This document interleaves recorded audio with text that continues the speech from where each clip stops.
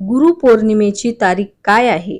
पौर्णिमेला अशी करा गुरूंची पूजा, मिळेल भगवान विष्णूंची कृपा.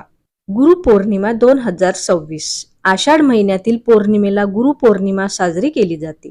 या दिवशी आपल्या गुरूंची म्हणजेच प्रथम गुरु आई, आपली आई आणि वडील यांची पूजा केली जाते. त्यानंतर आपले देवता, मग शिक्षक आणि आयुष्यात ज्या व्यक्तींना आपण गुरुस्थानी मानतो त्यांची पूजा करावी. तसेच भगवान विष्णूंची पूर्ण या दिवशी विधीपूर्वक पूजा केली जाते. मात्र यंदा गुरुपौर्णिमा केव्हा आहे व पौर्णिमेची पूजा कशी करावी जाणून घेऊया. गुरुपौर्णिमेच्या दिवशी आपल्या गुरूंची पूजा करण्याचे विशेष महत्त्व असते. या दिवशी भगवान विष्णूंची पूजा केली जाते.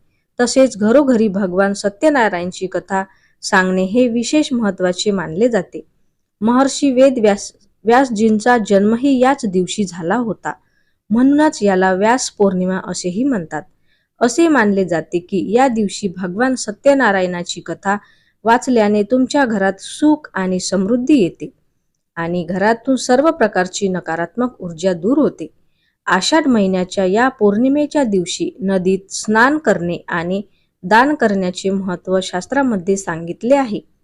या दिवशी भगवान विष्णूंसह देवी लक्ष्मीची विशेष पूजा केली जाते. त्यामुळे यंदा गुरुपौर्णिमा केव्हा आहे याची नेमकी तारीख व पूजा विधी जाणून घेऊया. गुरुपौर्णिमा तारीख हिंदू पंचांगानुसार यंदा 2026 मध्ये गुरुपौर्णिमा 29 जुलै रोजी साजरी केली जाईल. पौर्णिमा तिथी 28 जुलै रोजी रात्री 9:36 सुरू होईल व 29 जुलै रोजी रात्री 8:07 संपेल. त्यामुळे उदय तिथीनुसार पौर्णिमा 29 जुलै रोजी असणार आहे. यावेळी पूजेचा शुभ मुहूर्त सकाळी 5:41 ते सायंकाळी 9:04 पर्यंत असेल. गुरुपौर्णिमेचे महत्त्व पौराणिक मान्यतेनुसार सुमारे 3000 वर्षापूर्वी वेद व्यासजींचा जन्म आषाढ शुक्ल पौर्णिमेला झाला होता. म्हणून दरवर्षी हा दिवस गुरुपौर्णिमा म्हणून साजरा केला जातो. हा दिवस वेद व्यासजींना समर्पित आहे. या दिवशी त्यांनी भागवत पुराणाचे ज्ञान दिले. गुरुपौर्णिमेला व्यास पौर्णिमा असेही म्हणतात. तसेच पौर्णिमा असल्याने या दिवशी भगवान विष्णू आणि देवी लक्ष्मीची पूजा केली जाते. या दिवशी गुरूंचा आदर केला जातो आणि त्यांना गुरुदक्षिणा देखील दिली जाते. या दिवशी गुरु आणि वडीलधाऱ्यांचा आदर केला जातो. जीवनात त्यांच्या मार्गदर्शनाबद्दल कृतज्ञता व्यक्त केली पाहिजे. गुरुपौर्णिमेला उपवास, दान आणि उपासनेचेही महत्त्व आहे.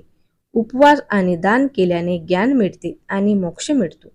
गुरुपौर्णिमा पूजा तुम्ही गुरुपौर्णिमेला भगवान सत्यनारायणाची कथा करण्यासाठी ब्राह्मणाला बोलावू शकत नसाल तर तुम्ही स्वतः भगवान विष्णूची पूजा करूनही शुभ फळे मिळवू शकतात. भगवान विष्णूच्या पूजेमध्ये तुळशी, धूप, दिवा, सुगंध फुले आणि पिवळी फळे अर्पण करा. श्रीहरीचे स्मरण करा आणि तुमच्या इच्छा त्यांना सांगा. भक्तीने पूजा करणे महत्त्वाचे आहे. पूजा केल्यानंतर देवाला विविध प्रकारचे पदार्थ अर्पण करून नमस्कार करा. त्यानंतर आरती करून सर्वांना प्रसाद वाटा. तर माझा व्हिडिओ तुम्हाला कसा वाटला ते कमेंटमध्ये नक्की सांगा. माझ्या व्हिडिओला लाईक करा आणि माझ्या चॅनलला सबस्क्राईब करा. धन्यवाद.